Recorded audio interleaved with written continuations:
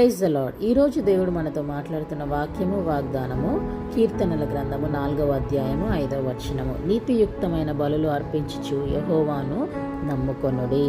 హల్లెలూయా. ఇక్కడ రెండు మనము జ్ఞాపకం చేసుకోవాలి. రెండు వర్డ్స్ని మనం అండర్లైన్ చేసుకుంటే, నీతియుక్తమైన బలులు యెహోవాను నమ్ముకొనుడి.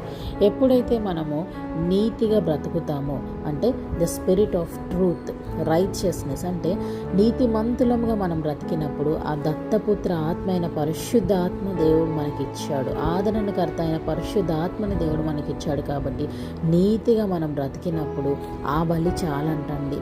ఏవో బలులు ఇవ్వాల్సిన అవసరం లేదు. ఏవో జంతువులను తెచ్చి, ఏవో పశువులను తెచ్చి మరి లేవీకాండంలో వాళ్ళు బలులు అర్పించారు వారి పాపాలు కడుక్కోవడానికి.